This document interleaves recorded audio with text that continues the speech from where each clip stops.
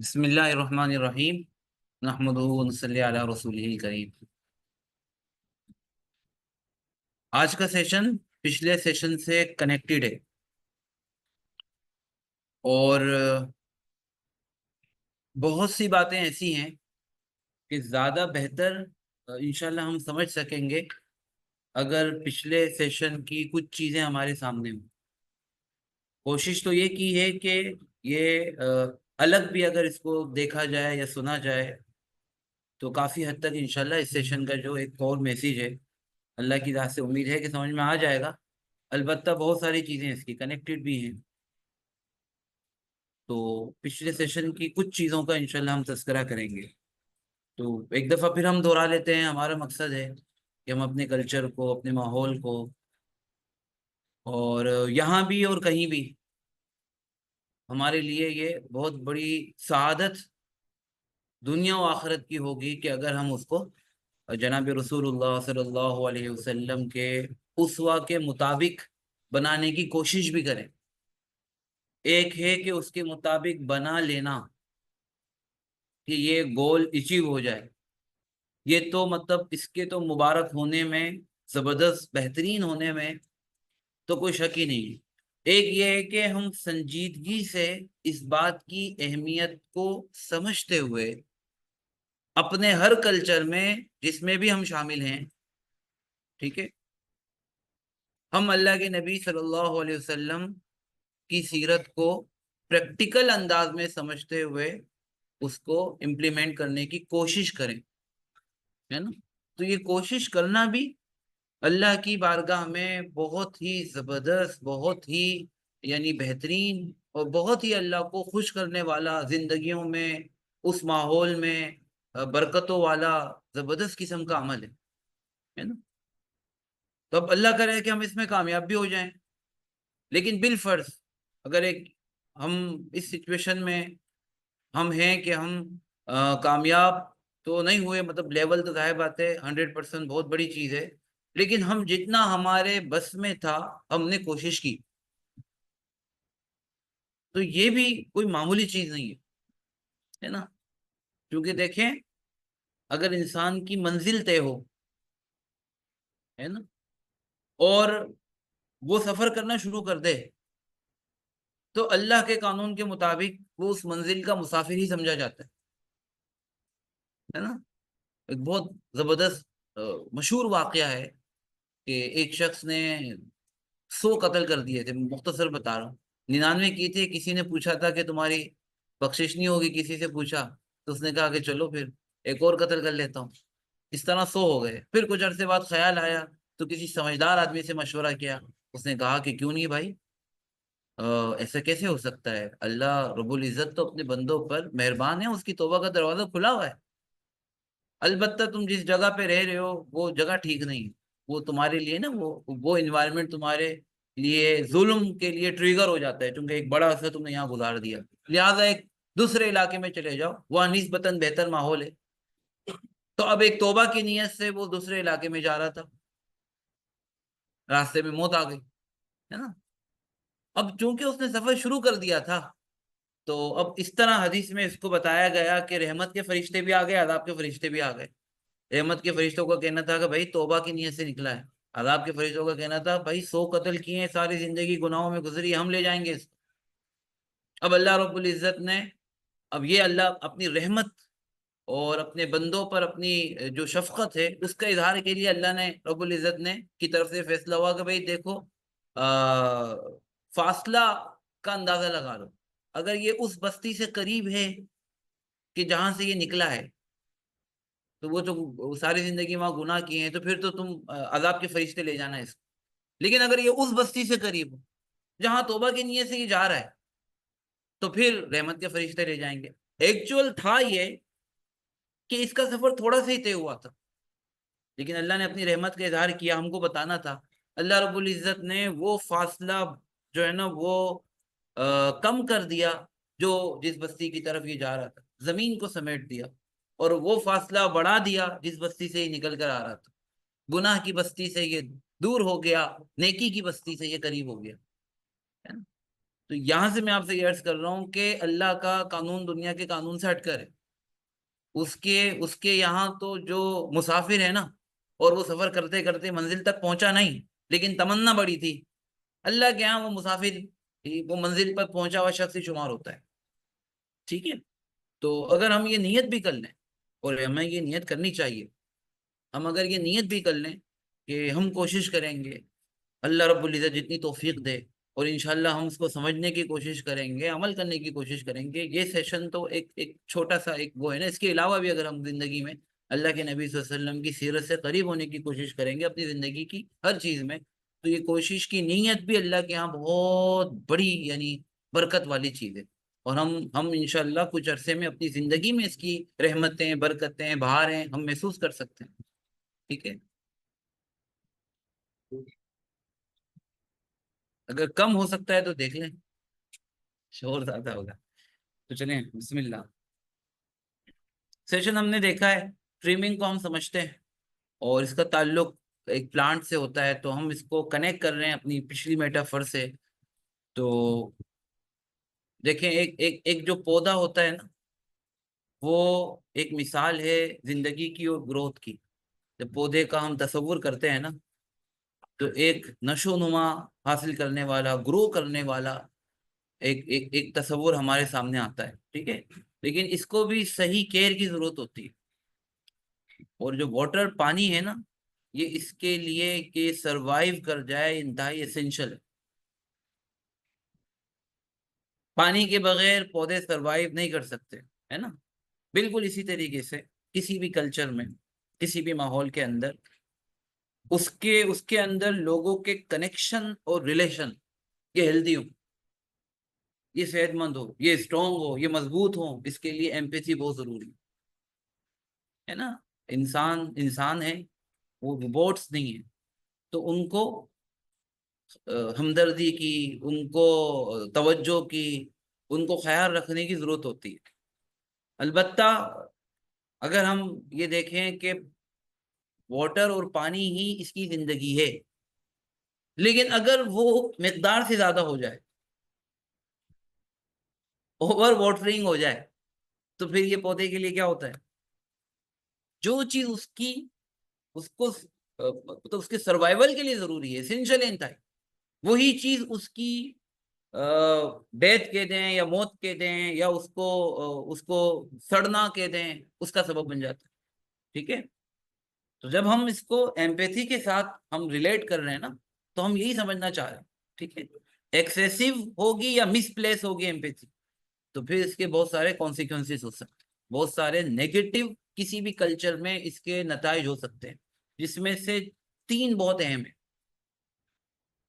ٹھیک ہے. ایمپیتھی، خیال رکھنا کتنی زبردست چیز ہے، لیکن اگر صحیح طریقے سے خیال نہیں رکھا جائے گا، ہے نا، صحیح جگہ پہ خیال نہیں رکھا جائے گا، تو پھر اس کے کچھ نقصان ہو سکتے ہیں. ٹھیک ہے. اچھا، یہ جو سارا جس سیناریو میں ہم بات کر رہے ہیں نا، یہ ہر انسانی تعلق پر یہ چیز اپلائی ہوتی ہے. ٹھیک ہے نا. یعنی آپ اس کو سوچ سکتے ہیں اپنی بچوں کی تربیہ میں بھی، ہے نا.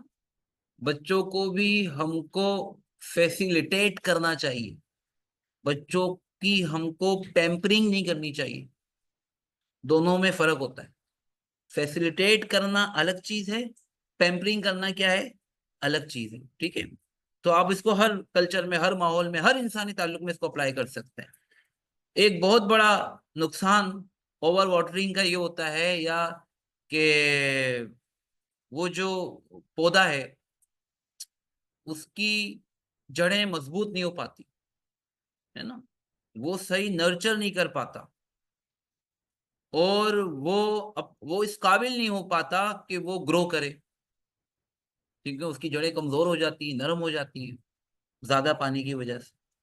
اسی طریقے سے اگر ایمپیتھی کا استعمال بھی صحیح نہ ہو، یا زیادہ ہو، یا صحیح جگہ پر نہ ہو، بیلنس نہ ہو، ٹھیک ہے، تو پھر لوگ نا زیادہ انحصار کرنے لگتے ہیں دوسروں پر. ٹھیک ہے. یہ بھی یہاں پیمپرنگ ہو جائے گی. خود سے اپنی روٹس پر کھڑے ہو کر اپنی ذمہ داریوں کو ادا کرنا، یہ والا جذبہ کمزور ہو جاتا ہے. پھر اپنی اپنی جو کور اپنی جو رسپانسبلٹیز ہے اس کی بھی ان کو توقع ہونے لگ جاتی ہے کہ یہ دوسرے اس کو ادا کریں گے.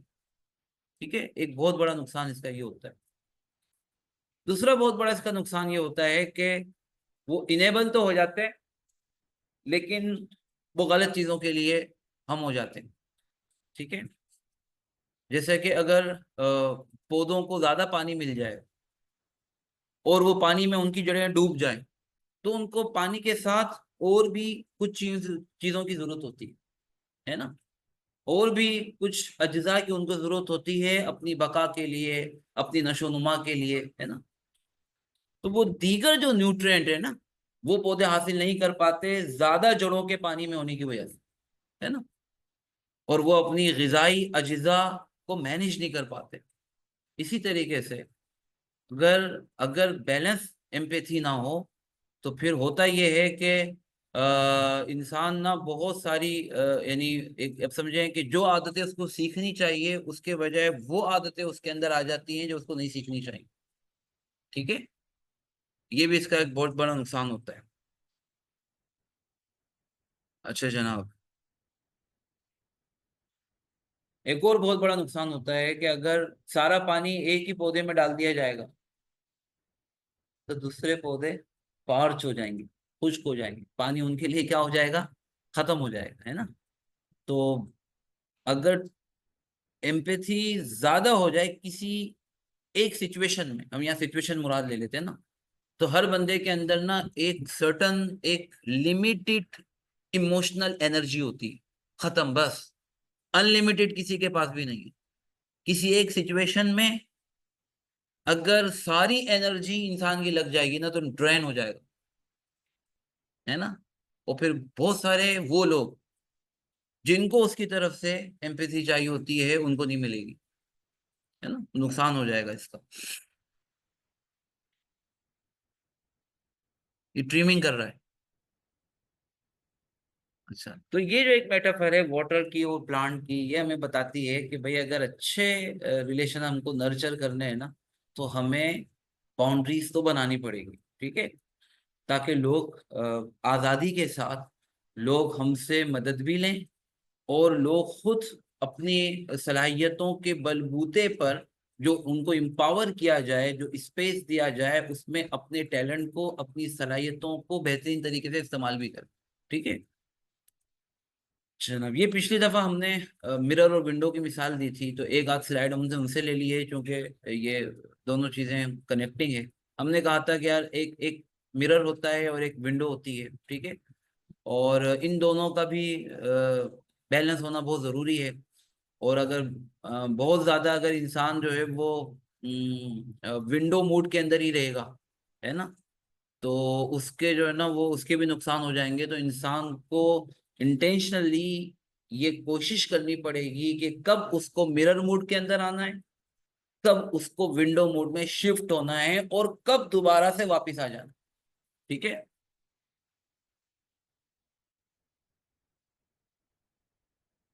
اس کا لیڈرشپ, ٹیم ورک, ہر چیز میں اس کا فائدہ ہوگا. اور اگر ہم اس طرح نہیں کریں گے تو پھر نقصان بھی ہو سکتا ہے. تو مرر پرپس فلی موونگ ہو جائے ونڈو موڈ کی طرف. ٹھیک ہے, کب ہمیں ریٹرن کرنا ہے مرر سے, اور ہمارے پاس ایک باؤنڈریز ہو. اچھا, اگر ہم اس طرح نہیں کرتے ہیں, ہے نا, تو زیادہ ایموشنل انوالومنٹ ہو جاتی ہے ہماری, تو پھر یہ کچھ نقصانات ہوتے ہیں, زیادہ کچھ نقصانات ہوتے ہیں جو ہم نے ہائی لائٹ کیے. مثال کے طور پر انسان کو مختلف سچویشن میں اگر وہ زیادہ ایموشنل ہو رہا ہے, ٹھیک ہے, تو اس کو جو نا فیصلہ کرنے میں دشواری ہوتی ہے.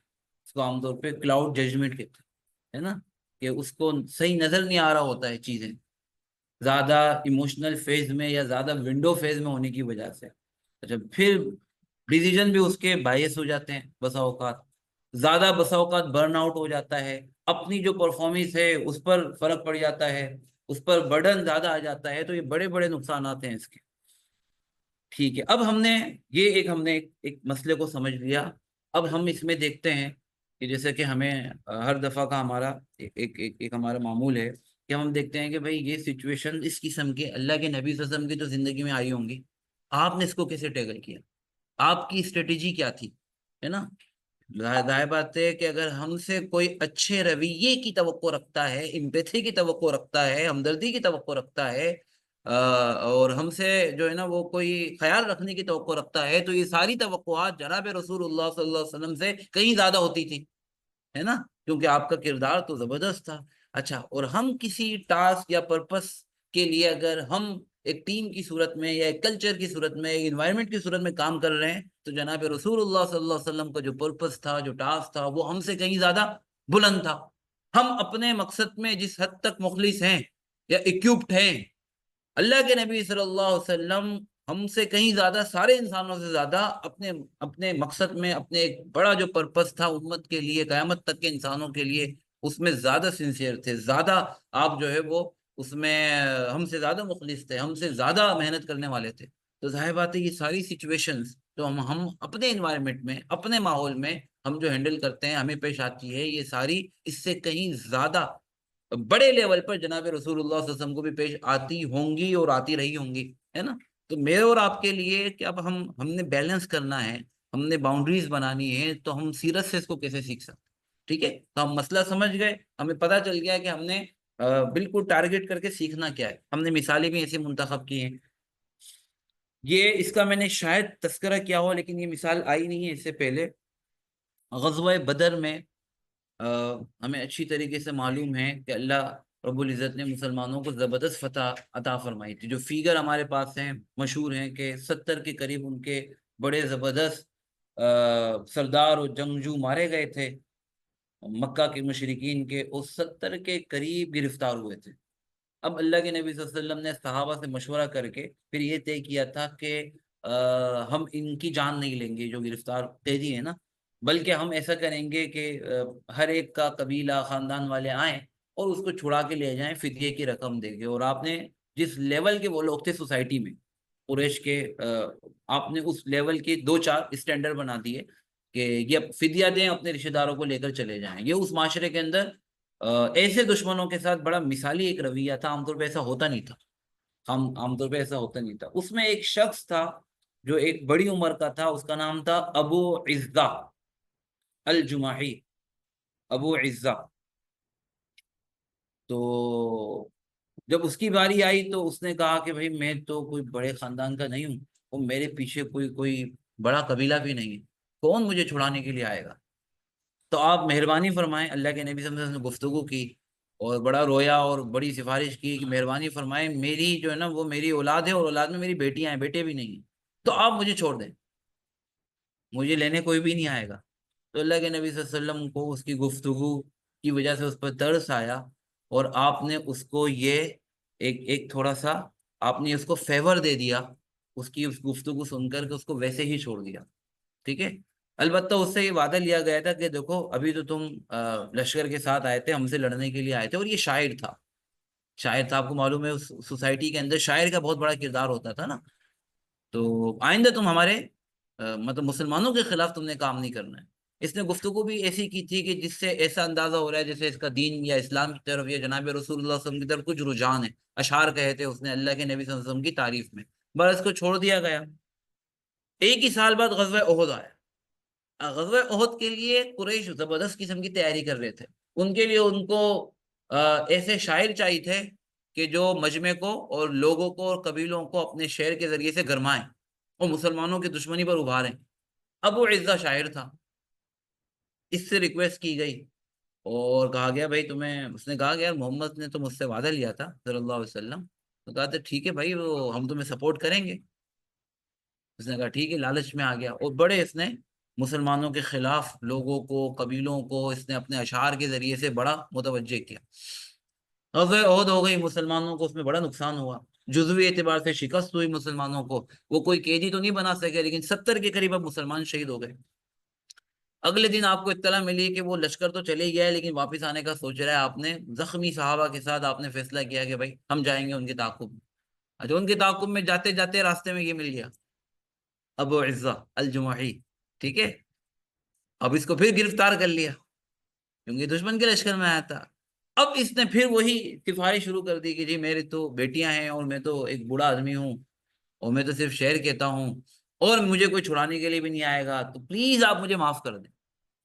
اب ایک طرف دیکھیں اللہ کے نبی صلی اللہ علیہ وسلم رحمت للعالمین، دوسری طرف دیکھیں کہ ایک قدر عمر کے اعتبار سے ایک بڑی عمر کا آدمی ہے، اور یہ واقعی میں جو وہ کہہ رہا ہے یہ بھی ٹھیک ہے کہ اس کی بیٹیاں ہیں، پیچھے کوئی اس کی فیملی کو سپورٹ کرنے والا نہیں ہے، تو آپ کے خیال میں کیا کرنا چاہیے تھا؟ کیا ہوا ہوگا؟ چلیں یہ بتا ہیں۔ بالکل بھی نہیں چھوڑا، بلکہ دو زبردست جملے بولے، دو زبردست جملے بولے اللہ کے نبی صلی اللہ علیہ وسلم نے، میں کہہ رہا ہوں رحمت للعالمین ہے نا۔ آپ نے کہا کہ لا ادعو کا، آپ عربی دیکھیں، میں تمہیں نہیں چھوڑوں گا، تمہیں نہیں چھوڑنے والا۔ کیوں؟ تم سہو عارضی کا بھی مکہ تھا، تم جا کے مکہ پہ نا اپنے گالوں پہ ہاتھ پھیرو گے یوں، جیسا کہ ہوتا ہے نا، اور کہو گے خدعت محمدا مرتین، میں نے محمد کو ایک دفعہ نہیں 2 دفعہ دھوکہ دے دیا۔ آپ نے فرمایا عاصم، بعض روایتوں میں زبیر، بھائی آگے بڑھو، اس کی گردن اڑاؤ۔ بڑا عجیب واقعہ ہے۔ اچھا، پھر اللہ کے نبی صلی اللہ علیہ وسلم نے اس موقع پہ صحابہ کی تربیت فرمائی، اور آپ نے فرمایا کہ لا، آپ دیکھیں نا آخری جو جملہ عربی کا، لا یلدغ المؤمن من جحر، بعض روایتوں میں واحد مرتین، ایک ایمان والے کو ایک سوراخ سے 2 دفعہ ڈسا نہیں جاتا ہے۔ یہاں یہی اس کا واقعہ لکھا ہے۔ اب یہ دیکھیں کہ یہاں ایک تو ہے نا کہ ایک دفعہ اس نے غداری کی، ایک ہے کہ دوبارہ غداری کی، ہے نا۔ تو اب اس کے لیے ایک چھوٹ کی گنجائش نہیں تھی، یعنی جو اسے لیسن نکلتے ہیں مختصر سے بات کر لیتے ہیں، ٹھیک ہے نا۔ اور پھر اللہ کے نبی صلی اللہ علیہ وسلم نے، آپ دیکھیں، اس کو ایک تو معاف کرنے سے منع کر دیا، دوسرا آپ نے یہ انشور کیا، دوسرے پوائنٹ میں دیکھیں کہ آپ کی رحمت یا آپ کی ایمپیتھی کو کوئی ایکسپلائٹ نہ کرے، ناجائز فائدہ نہ اٹھائے آپ کے رحمت للعالمین ہونے سے۔ یہ اس چیز کا آپ نے، یعنی یہ جو ہم جو لیسن لینا چاہ رہے ہیں نا وہ یہ ہے۔ اور بھی کچھ چیزیں دوسرا آ جائیں، یہ بھی بڑا زبردست، بہت بہترین اور بہترین واقعہ ہے، تو یہ ہے غزوہ تبوک کا واقعہ۔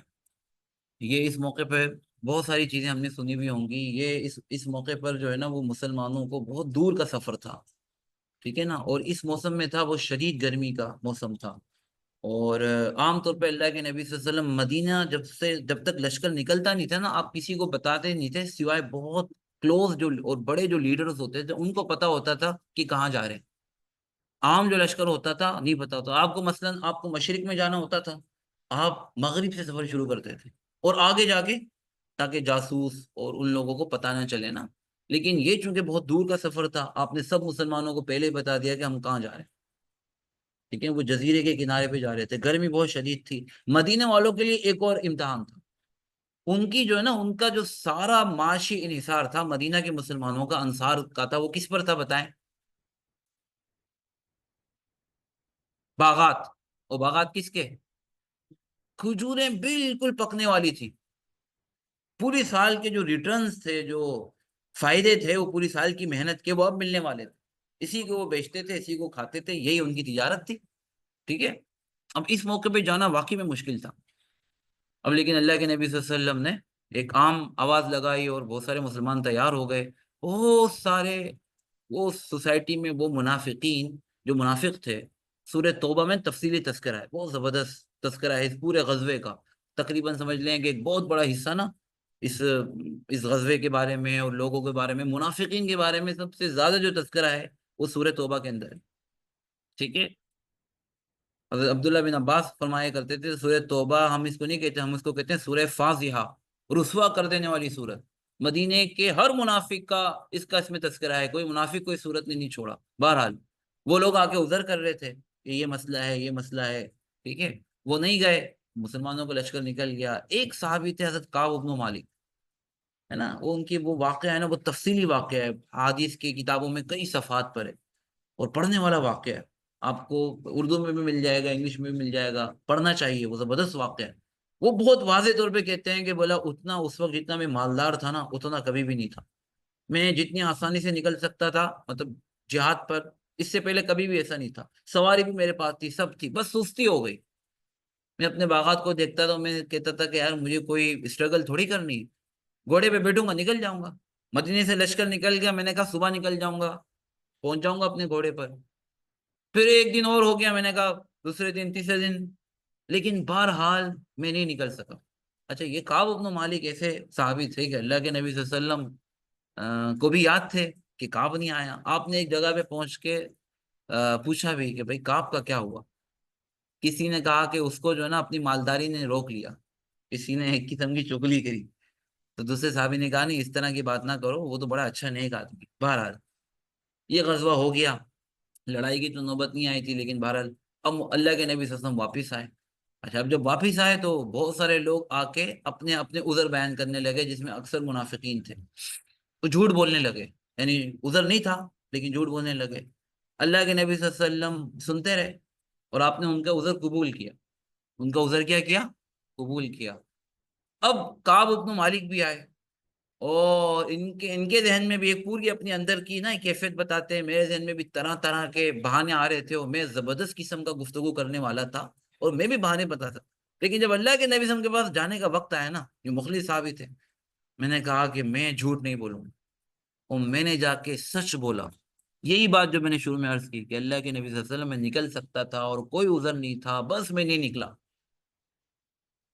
یہ بات کہہ دی، اور اللہ کے نبی صلی اللہ علیہ وسلم نے فرمایا کہ ہاں یہ سچ کہہ رہا ہے. کیا کہہ رہا ہے؟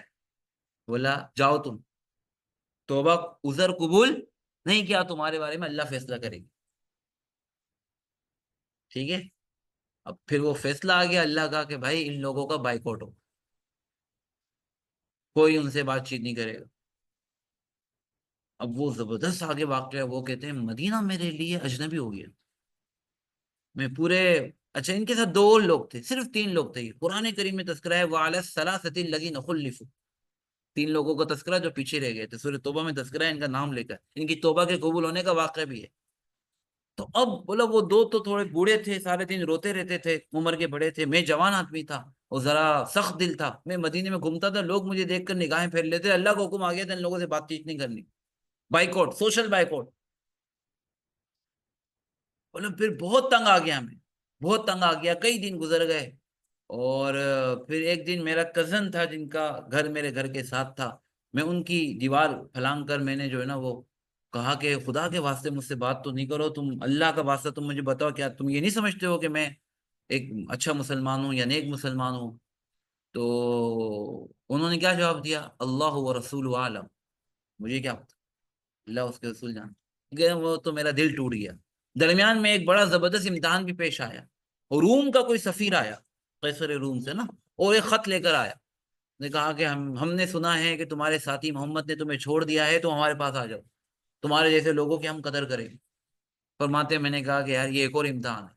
میں نے اس خط کو جلا دیا، یعنی آفرز بھی آ رہی ہے کہ تمہارے لوگوں نے چھوڑ دیا. بہرحال 50 دن کے بعد پورا واقعہ بیان کرتے ہیں کہ میں چھت پر تھا، اور زمین پوری وسعت کے باوجود مجھ پر تنگ تھی. یہی جملہ قرآن کریم میں بھی آیا، وَضَاقَتْ بِهِمُ الْأَرْضُ بِمَا رَحُبَتْ. اتنا میں تنگ ہو گیا تھا، پریشان ہو گیا تھا، کوئی مجھ سے نہ بات کر رہا تھا، اور لیکن جو ہے نا وہ زمین مجھ پر اپنی وسعتوں کے باوجود تنگ تھی. پھر اللہ نے ان کی توبہ قبول کر، اور پھر اللہ کے نبی صلی اللہ علیہ وسلم نے وہ آیتیں سنائی. ان کو لوگ خوشخبری دینے کے لیے آئے، جس نے خوشخبری دی انہوں نے اپنا کرتا اتار کے اس کو دے دیا. عربوں میں یہ دستور تھا. نے کہا کہ بھائی اسی دن کا انتظار تھا. بہرحال زبردست قصہ ہے، بہت بہترین قصہ ہے. یہاں جو سمجھنے کی بات ہے نا، یہ قرآن کریم کی آیت کا وہ حصہ ہے کہ جس میں توبہ کے قبول ہونے کا تذکرہ ہے کہ وَآخَرُونَ اعْتَرَفُوا بِذُنُوبِهِمْ. کچھ اور بھی لوگ ہیں جنہوں نے اپنے گناہوں کا اقرار کر لیا ہے نیک اعمال کے ساتھ، کچھ انہوں نے برے کام بھی کیے ہیں، لیکن بہرحال اللہ پاک ان کو معاف کر دیں گے، اور اللہ پاک غفور الرحیم. ٹھیک ہے. اب اس میں جو سیکھنے کی چیز ہے نا، وہ یہ دیکھیں کہ اللہ کے نبی صلی اللہ علیہ وسلم کے پاس آ کے جب انہوں نے بات چیت کی نا، تو آپ نے ان کے عذر کو سنا، اور ان کو کہا بھی کہ یہ ٹھیک بول رہا ہے. ایسا نہیں کہ آپ نے سنا نہیں، لیکن اس کے ساتھ ساتھ سننے کے ساتھ ساتھ آپ نے جو ہے نا وہ ان کے ساتھ وہ رویہ نہیں کیا کہ جو منافقین کے ساتھ، بلکہ ان کو اس اپنی کوتاہی کے نتائج بھگتنے پڑے 50 دن سوشل بائیکاٹ کی صورت میں. ٹھیک ہے. کیونکہ مسئلہ یہ تھا کہ ایسا نہیں تھا کہ پرسنل اگر لیول پر ان کو اللہ کے نبی صلی اللہ علیہ وسلم کو چھوٹ دیتے تھے، چھوٹ دے سکتے تھے آپ، لیکن مسئلہ صرف پرسنل لیول کا نہیں تھا. مسئلہ یہ تھا کہ کلیکٹیو ڈسپلن تھا. سوسائٹی اور معاشرے کے لیے آپ کو ایک نمونہ پیش کرنا تھا. لہٰذا یہ کوتاہی جب کہ مسلمانوں کو بڑے سخت لمحات ہوں، مسلمانوں کو تمہاری ضرورت ہو اور تم بغیر کسی وجہ کے تم پیچھے رہ جاؤ، ایک ایمان والے کا کردار ایسا نہیں ہونا چاہیے. لہٰذا یہ بھی کہا کہ تم سچ کہہ رہے ہو، لیکن ان کو ایک سوشل بائیکاٹ کی صورت میں اس کے نتائج بھگتنے پڑے کیونکہ اجتماعی مفاد تھے. ٹھیک ہے، آپ صلی اللہ علیہ وسلم یہ نہیں چاہتے تھے کہ آپ کی نرمی کو نا کوئی یہ سمجھے کہ ایک قسم کی انویٹیشن سمجھے. آپ نرمی کر لیں اور بعد والے بھی، آئندہ تو ایسے مواقع آتے رہیں گے، اور بعد والے لوگوں کو ایک میسج مل جائے کہ یار اگر تم جا کے سچ بھی بول دو گے تو کوئی مسئلہ نہیں ہے، تو آپ تو سب کو معاف کر دیتے ہیں، منافقین کو بھی کر دیتے ہیں، مومنین کو بھی کر دیتے ہیں.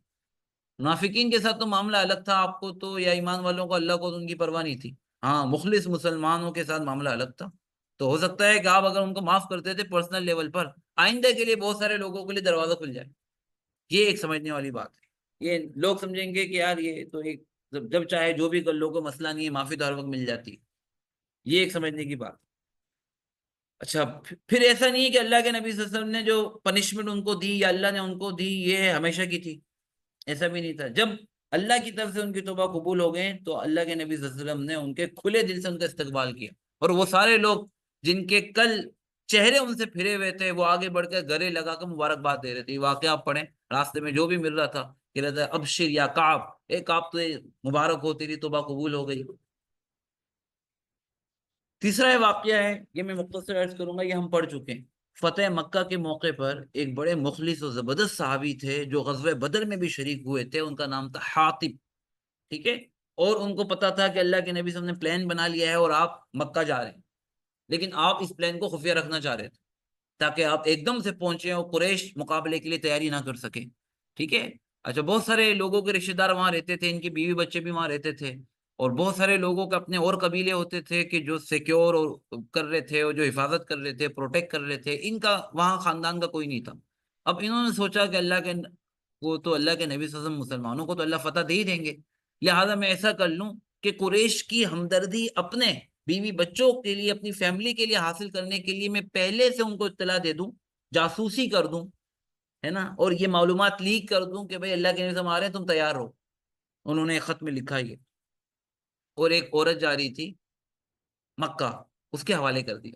ابھی مسلمانوں کو نکلنے میں 2-4 دن تھے، لیکن آپ نے پلان بنا لیا تھا. ٹھیک ہے، اللہ کے نبی صلی اللہ علیہ وسلم کو بذریعہ وہی پتہ چل گیا.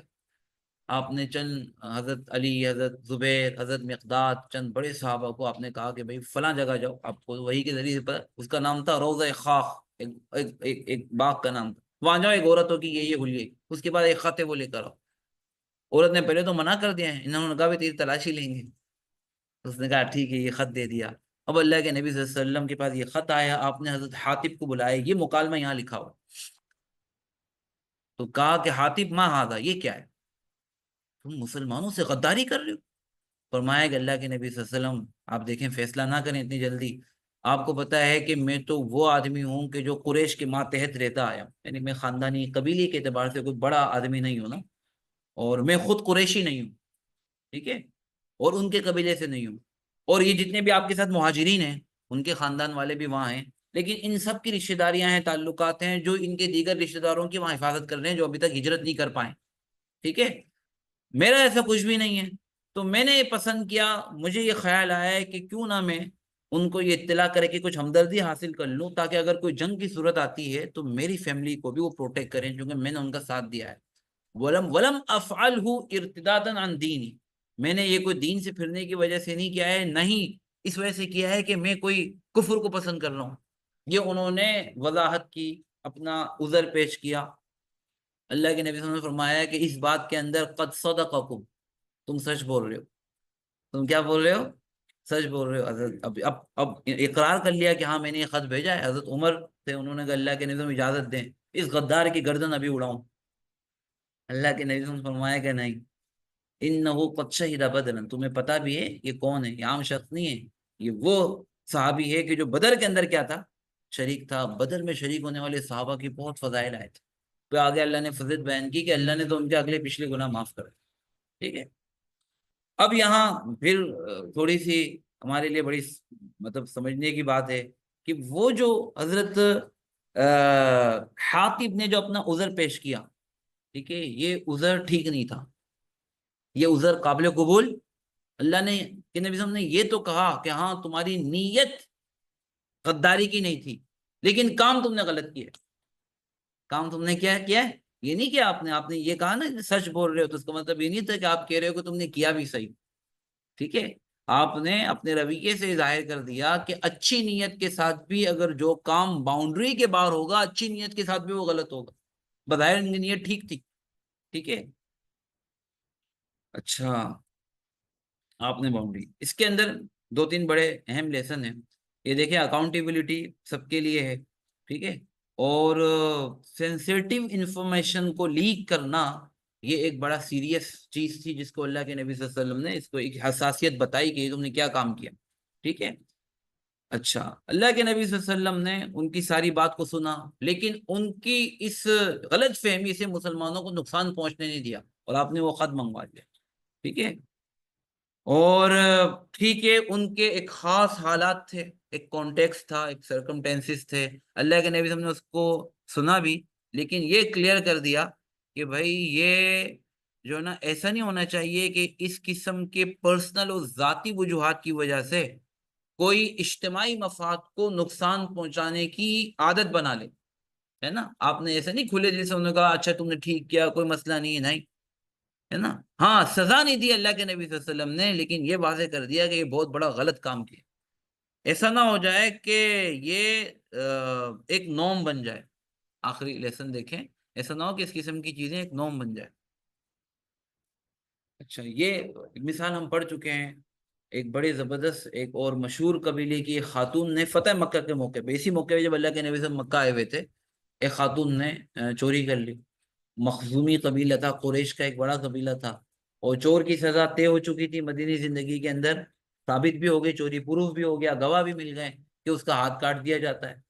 اچھا، اب ظاہر بات ہے کہ ایک بڑے اور ایک نوبل ایک ٹرائب ہو، اس کی خاتون کا چوری کی سزا میں ہاتھ کاٹ دیا جائے تو وہ اپنی بڑی بے عزتی محسوس کرے گی، تو لوگوں نے کہا کہ بھائی اللہ کے نبی صلی اللہ علیہ وسلم سے سفارش کرواتے، اب سفارش کون کرے، یہ تو آپ کے بارے میں لوگوں کو پتا تھا کہ آپ تو اپنے اصولوں پر اور اپنی باؤنڈریز پر آپ قائم رہتے ہیں، تلک حدود اللہ، آپ حدود اللہ کے سب سے زیادہ پابند ہیں، تو اب انہوں نے کہا کہ سب سے زیادہ اللہ کے نبی صلی اللہ علیہ وسلم محبت کرتے ہیں نوجوانوں میں، وہ اسامہ بن زید سے کرتے ہیں، کیونکہ وہ آپ کے جو ہے نا وہ بیٹے زید بن حارثہ کے بیٹے تھے اسامہ بن زید، اور وہ آپ کے گھر میں بھی رہتے تھے، آنا جانا بھی تھا، کئی موقعوں پہ اللہ کے نبی صلی اللہ علیہ وسلم نے ان کو ایک بڑی، کئی حوالوں سے ان کی بڑی جو ہے نا وہ ایک بڑا موقع عطا فرمایا، تو اب ان کے ذریعے سے سفارش کی گئی کہ بھائی یہ اب آپ جو ہے نا وہ، ان کا نام تھا خاتون کا فاطمہ، فاطمہ کی سزا آپ معاف کرتے ہیں، وجہ کیا ہے، کیونکہ بڑے معزز قبیلے سے ہے، اور اگر ہاتھ کاٹ دیا جائے گا تو اس کے قبیلے والوں کی ناک کٹ جائے گی، تو اللہ کے نبی صلی اللہ علیہ وسلم بہت شدید غصے میں آئے، ٹھیک ہے نا، اور بعض احادیث میں آتا ہے کہ آپ کا چہرہ مبارک غصے میں سرخ ہو گیا، ٹھیک ہے، آپ نے پھر یہی کہا، ہم یہ پہلے پڑھ چکے ہیں کہ دیکھو یہ تم سے پہلے جو قومیں ہیں نا وہ اسی وجہ سے تو ہلاک ہو گئے کہ ان میں کوئی عزت دار آدمی چوری کرتا تھا، جرم کرتا تھا، وہ اس کو چھوڑ دیتے تھے، کوئی کمزور جرم کرتا تھا تو اس پر سزا کرتے تھے، پھر آپ نے ایک آخری میں جملہ کہا، یہ فاطمہ کی بات ہو رہی ہے، فاطمہ ان کے والد کا نام تھا قیس، فاطمہ بنت قیس کی تم بات کر رہے ہو، اگر فاطمہ بنت محمد بھی چوری کرتی تو لقطعت یدہا، میں اپنی بیٹی کا بھی ہاتھ کاٹتا، ٹھیک ہے، اب پھر وہ دیکھیں کہ اللہ کے نبی صلی اللہ علیہ وسلم امت پر، لوگوں پر کس قدر شفیق تھے، ٹھیک ہے، لیکن آپ نے کہا کہ ٹھیک ہے بھائی امپیتھی ہے، معاف کرنا ہے، یہ بڑی زبردست اس کی فضیلتیں ہیں، لیکن جو پرنسپل ہے، جو انصاف ہے، جو عدل ہے، اس کو کمپرومائز نہیں کیا جائے گا، ایسا نہیں کہ اس موقع پہ جب آپ فاطمہ بنت قیس کی ہاتھ کاٹنے کا حکم دے رہے تھے آپ کے اندر امپیتھی نہیں تھی، لیکن پرنسپل بھی تو تھے، انصاف بھی تو تھا، ٹھیک ہے،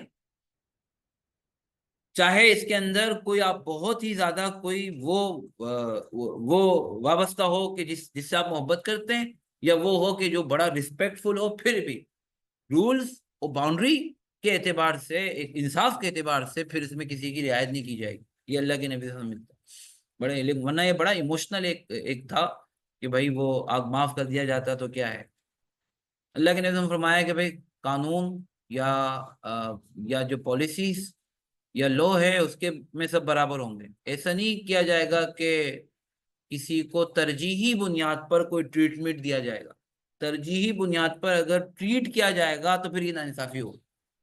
ٹھیک ہے. اچھا، باؤنڈریز اس وجہ سے ہوگی کہ بھائی تاکہ ایک ایک جو ہے نا وہ معاشرے کے اندر نا ایک آرڈر رہے. اگر باؤنڈریز نہیں ہوگی، اگر عدل نہیں ہوگا تو پھر ناانصافی ہوگی. ٹھیک ہے. پرسنل ریلیشن جس سے جتنا بھی ہو، انصاف کو یا عدل کو یہ اس میں کبھی بھی کمپرومائز نہیں کیا جائے گا. ٹھیک ہے. آخری ایک روایت ہے، یہ ہم سورہ حجرات میں اس سے پہلے پڑھ چکے ہیں. اللہ کے نبی صلی اللہ علیہ وسلم اس سوسائٹی اور معاشرے میں سب کے لیے رہنما تھے، ہے نا. لہٰذا آپ ایکسیسیبل تھے. دن کے اکثر حصے میں جب بھی کوئی آتا، اللہ کے نبی صلی اللہ علیہ وسلم اس کے لیے اویلیبل ہوتے، ہے نا. لیکن آپ علیہ الصلوۃ والسلام کو چونکہ اپنی زندگی میں بڑے کام کرنے تھے، لہٰذا آپ نے اپنے آرام کے اوقات بھی مقرر کیے ہوئے تھے. ٹھیک ہے.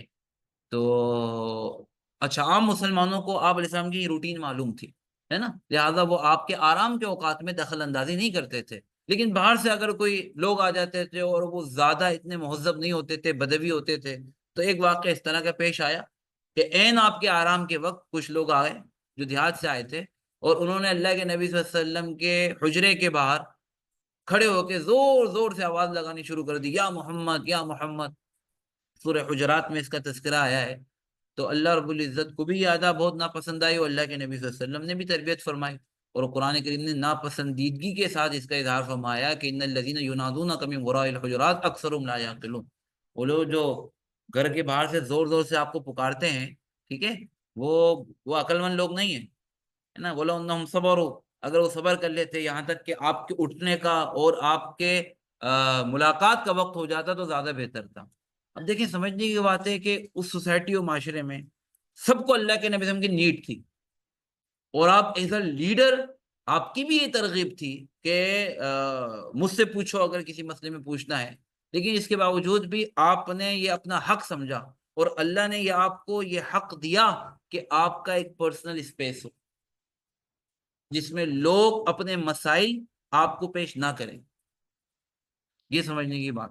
ٹھیک ہے.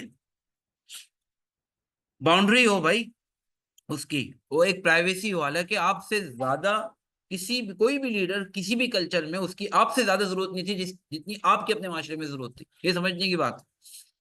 ٹھیک ہے. تو آپ نے یہ سکھایا کہ بھائی لوگوں کے پرسنل اور ایموشنل جو اسپیس ہے نا اس کا خیال رکھنا چاہیے، ہے نا، اس کی رسپیکٹ کرنی چاہیے. اور آپ نے اپنے آپ کو بھی انٹائٹل کیا کہ بھائی میں بھی تمہارے لیے بہت ضروری ہوں، اور میں تمہاری مدد کرنے کے لیے تیار ہوں، لیکن میری بھی پرائیویسی ہے، میرا بھی آرام ہے، میرے بھی پرسنل ایشوز ہیں. ٹھیک ہے. لہذا اس کو تمہیں ڈسٹرب نہیں کرنا چاہیے. ٹھیک ہے. ٹھیک ہے. آپ نے یہ اچھا، اب سمجھنے کی بات ہے کہ یہ ایک انسیڈنٹ ہو گیا، لیکن آپ نے اس پر بہت زیادہ ایسا نہیں کیا کہ ان کو بہت زیادہ ڈانٹا ڈپٹا، بلکہ آپ نے اس کو یوٹیلائز کیا. ایک ایک ایک اپرچونٹی آپ نے سمجھا کہ اچھے مینرز میں سکھا دوں، اور آپ نے سکھایا کہ بہتر طریقہ یہ ہے. قرآن نے سکھایا، آپ نے سکھایا کہ تم اگر کوئی آرام کر رہا ہے، تمہیں ملاقات کرنی ہے، تو تم انتظار کر لو. وَلَوْ أَنَّهُمْ صَبَرُوا حَتَّى تَخْرُجَ إِلَيْهِمْ، ہے نا، یہاں تک کہ خود وہ شخص بیدار ہو جائے اور اپنے پرسنل جو اس کا جو پرائیویسی ہے یا آرام کا وقت ہے وہ آپ کے لیے انیبل ہو جائے، اپنے آپ کو انیبل کر دے، تو پھر آپ اس سے رابطہ کرو. ٹھیک ہے. تو ایک مس بہیو انہوں نے کیا، لیکن اللہ کے نبی صلی اللہ علیہ وسلم نے اس کو بھی یوٹیلائز کیا تربیت کے لیے. ایسا نہیں کہ غصے میں بھڑک گئے یا کہا کس طرح کیوں کیا.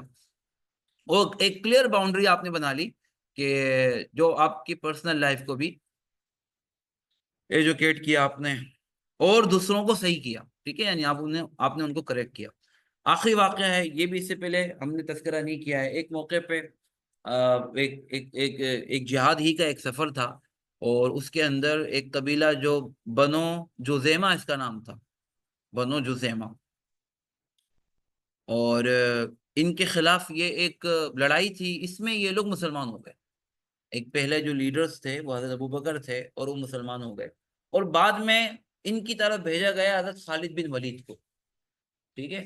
کچھ وجوہات کی وجہ سے غلط فہمی ہو گئی، تو حضرت خالد بن ولید یہ سمجھے کہ مسلمان نہیں ہوئے ہیں، لیکن جتنی ان کو انویسٹیگیٹ کرنا چاہیے تھا، اتنا نہیں کیا، اور انہوں نے اپنے لشکر کو حکم دیا کہ بھائی ان کے ساتھ لڑائی کرو، اور وہ کہتے رہ گئے کہ ہم مسلمان ہیں، ہم مسلمان ہیں، لیکن کچھ لوگوں کو، زیادہ نہیں لیکن کچھ لوگوں کو قتل کر دیا گیا، حالانکہ وہ کیا ہو گئے تھے؟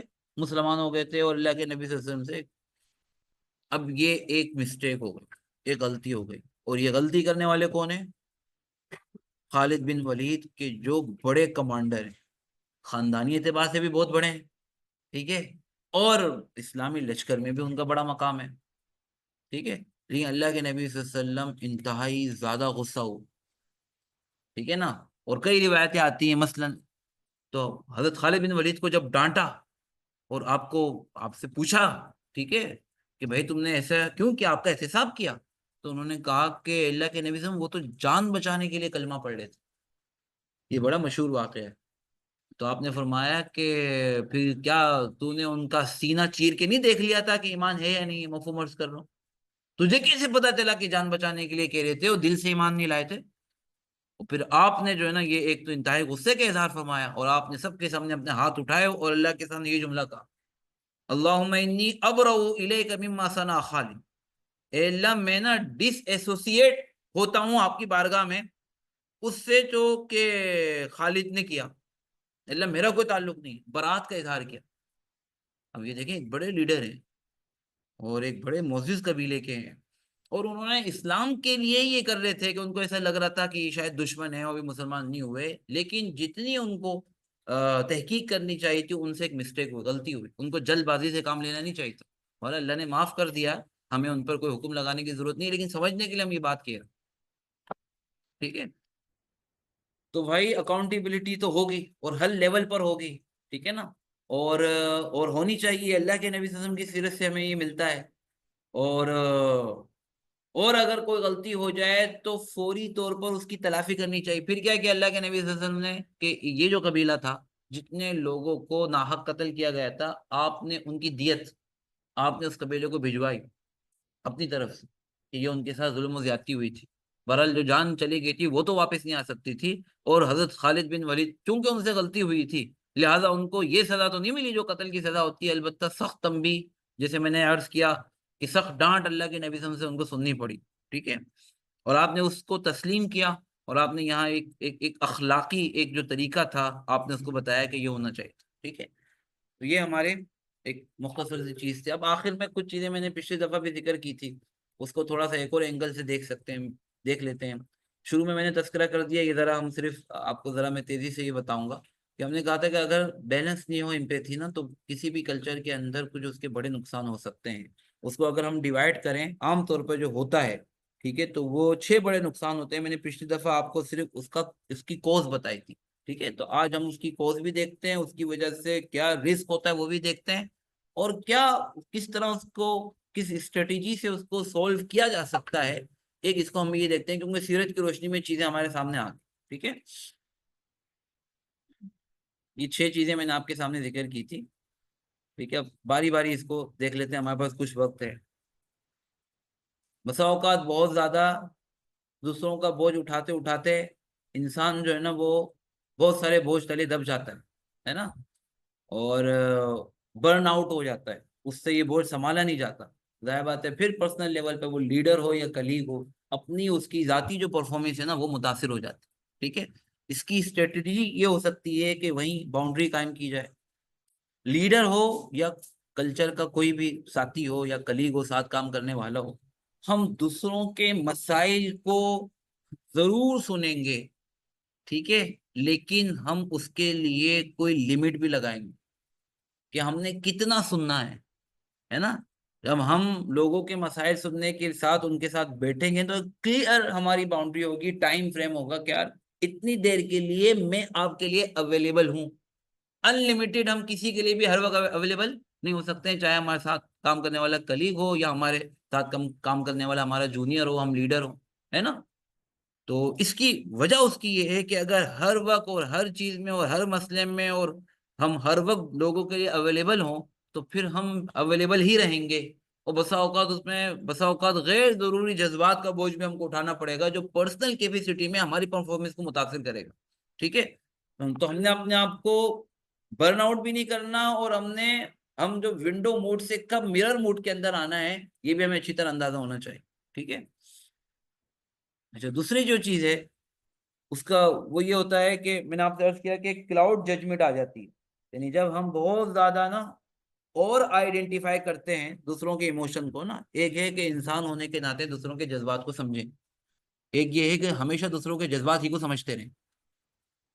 دونوں میں فرق ہے. ٹھیک ہے نا.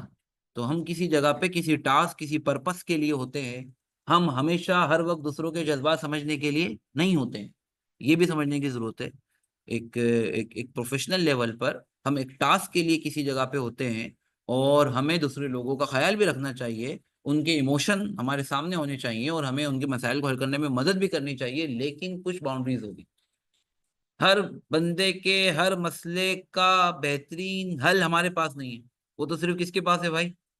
اللہ کے پاس. ہمیں لوگوں کو یہ انیبل کرنے کی کوشش کرنی چاہیے کہ آپ ہماری ہیلپ لے کے لمیٹڈ ہماری ہیلپ لے کے اپنے مسائل کے لیے آپ خود کفیل بنے، ہے نا. اور ہم ان کو فیسیلیٹیٹ کریں، لیکن ظاہر بات ہے اس کی ایک باؤنڈری ہوگی، ایک لمٹ ہوگی. صحیح ہے. اچھا اس میں بسا اوقات یہ ہوتا ہے کہ اس کا رسک کیا ہوتا ہے کہ ڈیسیجن بسا اوقات لوگوں کو ایسا لگنے لگ جاتا ہے کہ فیئر نہیں ہو رہے ہیں. ٹھیک ہے. تو اس میں اس میں یہ ہے کہ ہم بجائے پرسنل لیول پر کسی بھی سچویشن میں ہم یہ سمجھ رہے ہیں کہ کہیں ایسا نہ ہو کہ ہم باعث ہو جائیں یا باعث سمجھے جائیں کوئی ڈیسیجن لیتے ہوئے، تو ہم ایسا کریں کہ ہم پرسنل لیول پر کسی کے لیے کوئی فیصلہ نہ لیں، بلکہ ہم ڈیٹا کا یوز کریں اور فیکٹ کا یوز کریں. ٹھیک ہے. ساتھ میں ہم جو ہے نا کیا کریں کہ ہم جو ہے نا وہ ٹیم بیس ڈیسیجن ماڈل بنا لیں کہ یار اس قسم کی سچویشن میں چونکہ میں باعث ہو سکتا ہوں یا مجھے سمجھا جا سکتا ہے، تو اس قسم کی سچویشن میں ہم چند لوگ مل کر فیصلہ کریں گے. ایسا ہو سکتا ہے، یہ ایک اسٹریٹجی ہو سکتی ہے. ٹھیک ہے.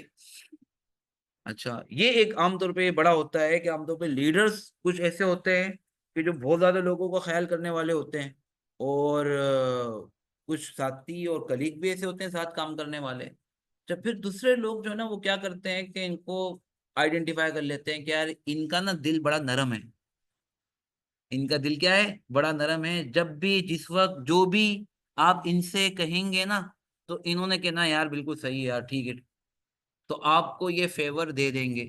ہے نا. تو ظاہر بات ہے کہ یہ ایک ایکسپلائٹ کرنا ہوتا ہے، ایک جو ہے نا وہ ناجائز فائدہ اٹھانا ہوتا ہے. اور ہمیں اللہ کے نبی صلی اللہ علیہ وسلم سے ہم نے سیکھا کہ ہماری نرمی کا، ہماری لوگوں کے ساتھ ہمدردی کا، یہ بھی ہمارے ایمان کا حصہ ہے کہ کوئی ناجائز فائدہ نہ اٹھائے. میں نے آپ سے پہلے بھی عرض کیا مومن بہت اچھے دل کا، سادہ دل کا، ہمدرد ہوتا ہے، لیکن مومن بیوقوف نہیں ہوتا. ایسا نہیں ہوتا ہے کہ لوگ ہماری شرافت یا ہماری نرمی کی وجہ سے ہمیں بیوقوف بنائیں، پھر ہمارے ایمان میں کمزوری ہے. مومن عقل مند ہوتا ہے، ذہین ہوتا ہے، وہ لوگوں پہ اعتماد بھی کرتا ہے، لیکن اس کو لوگوں کو پرکھنا بھی آتا ہے، لوگوں کو جانچنا بھی آتا ہے اس کو. ٹھیک ہے. تو کسی بھی ریلیشن میں کہیں ایسا نہ ہو کہ لوگ ہماری پرسنالٹی کے اندر جو لوگوں کی ہمدردی ہے، امپیتھی ہے، جو خیر خواہی ہے، ہم جو لوگوں کو فیسلٹیٹ کر کے خوش ہوتے ہیں، یہ الحمدللہ اگر ہماری پرسنالٹی میں ہے. کچھ لوگوں کی پرسنالٹی میں نہیں ہوتا ہے، لیکن کچھ میں ہوتا ہے، اللہ نے بہت دیا ہوتا ہے، اس کو مینج کرنے کی ضرورت ہوتی ہے.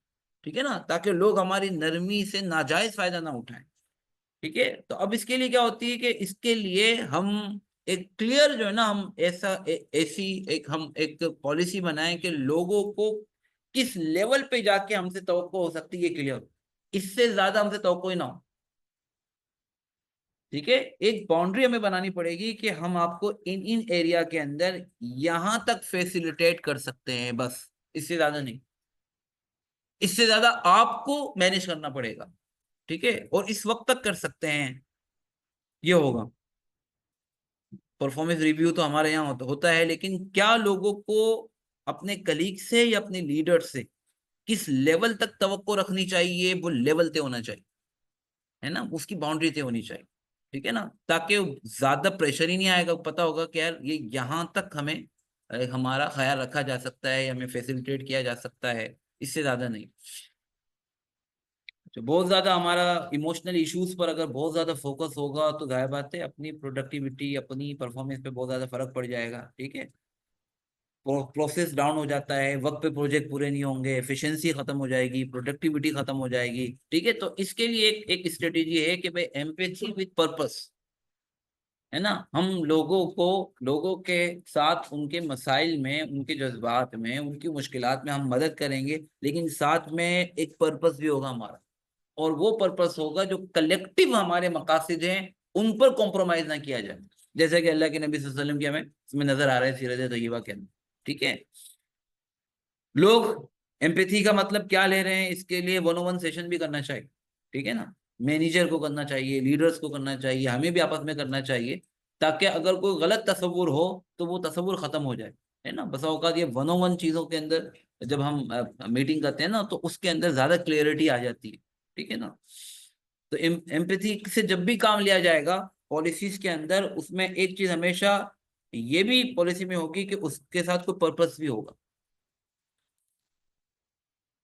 اچھا ایک بڑا نقصان یہ ہوتا ہے کہ اگر غلط طریقے سے اس کو بیلنس نہ کیا جائے تو پھر یہ کیا ہوتا ہے کہ ٹیم کوہیژن جو ہوتی ہے نا، اس میں اس کے اندر دراڑ پڑ جاتی ہے.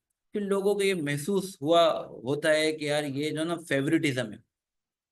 ٹھیک ہے، دیکھیں اللہ کے نبی صلی اللہ علیہ وسلم کے پاس بھی ایسی سچویشن آئی تھی نا کہ آپ سے یہ چاہا گیا تھا کہ آپ کسی کو فیور دیں، ہے نا. ایک ایموشنل پریشر آپ کے پاس آیا، آپ کے اوپر آیا تھا اپنے انتہائی قریبی لوگوں سے، لیکن اللہ کے نبی صلی اللہ علیہ وسلم نے اس کو فیس کیا، اس کو ڈیل کیا، ہے نا. تو یہ بھی ایک بڑا وہ ہوتا ہے. تو اس میں یہ کہ اسٹینڈرڈائز ہونی چاہیے. ٹھیک ہے، یہ ایک سب لوگوں کے لیے ایک پالیسی یا ایک اسٹریٹجی اسٹینڈرڈائز ہونی چاہیے، اسی کے اعتبار سے لوگوں کو دیکھنا چاہیے. تو پھر انشاءاللہ، ورنہ پھر بسا اوقات بہت ساری شکایت ہو جاتی ہے آپس میں، بہت سارے مسائل ہو جاتے ہیں. آخری چیز یہ ہے کہ بھائی بسا اوقات پرسنل لائف متاثر ہونے لگتی ہے، اور یہ بھی بڑا وہ ہے کہ ہمارے پروفیشنل جو بھی ہمارے گولز ہوں نا، وہ جو ہے نا وہ کبھی کبھار تو اونچا نیچا ہو سکتا ہے، لیکن ایسا نہ ہو کہ وہ پرسنل لائف کو بالکل متاثر کر دیں. تو اس کو بھی آپس میں ذرا مینج کرنا چاہیے. ٹھیک ہے، اس کے اندر بھی گائیڈ لائن ہونی چاہیے.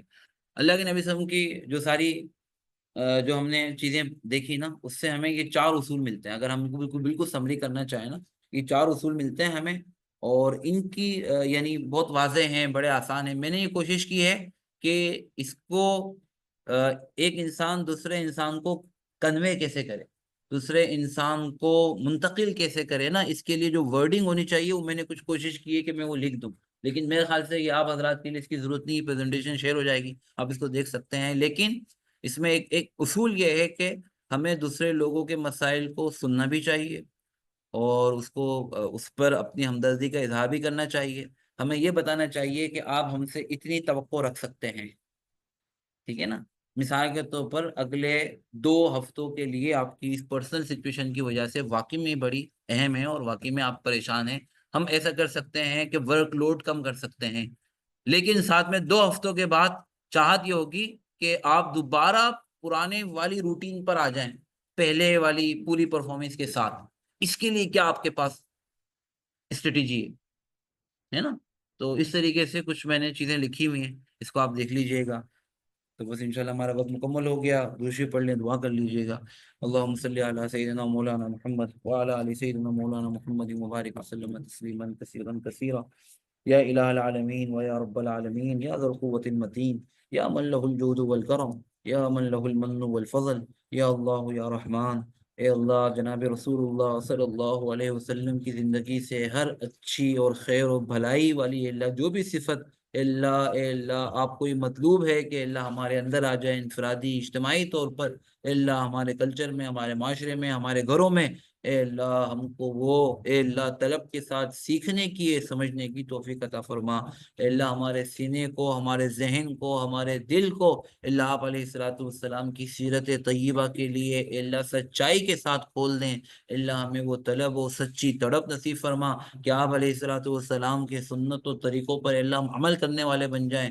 اے اللہ آپ علیہ الصلوۃ والسلام جیسا اس ایک امتی کو ذمہ دار، حساس، باشعور، اور اے اللہ جو ہے نا وہ آخرت کے لیے فکر کرنے والا اور اے اللہ امت کے لیے فکر کرنے والا دیکھنا چاہتے تھے، اللہ ہم کو بھی ایسا بننے کی توفیق عطا فرما، اے اللہ آپ بھی ہماری تربیت فرما دیں، اے اللہ ہمیں ایسے لوگ عطا فرما دیں کہ اللہ جو ہماری بہترین تربیت فرما دیں، اور اے اللہ ہمیں بھی ایسا بناتے ہیں کہ ہم اپنے ارد گرد لوگوں کے لیے بہترین مربی ہوں، اے اللہ ہم دوسروں کا خیال رکھنے والے بھی ہوں، اور اے اللہ ہم دوسروں کی تربیت کرنے والے بھی ہوں، اے اللہ ہم سب کو اپنی زندگی کے بڑے ترین مقصد کے لیے اے اللہ آپ قبول فرما، اے اللہ کے جو جس کا تعلق امت سے بھی ہو، اے اللہ ہماری دنیا کو بھی اے اللہ آسان بنا، عافیت والی بنا، اے اللہ ہماری آخرت کی منزلوں کو بھی آسان بنا، عافیت والی بنا، اے اللہ ہم سب کی تمام ضرورتوں کو اے اللہ آپ جانتے ہیں، دنیا و آخرت کی ہر ضرورت کو خاص اپنے فضل و کرم سے پورا فرما دیں، اے اللہ ہم میں سے جو کہیں جس چیز میں بھی اللہ اسٹرگل کر رہا ہے، اے اللہ آپ تمام مسائل اور مشکلات کو جانتے ہیں، اے اللہ سب کو حل فرما دیں،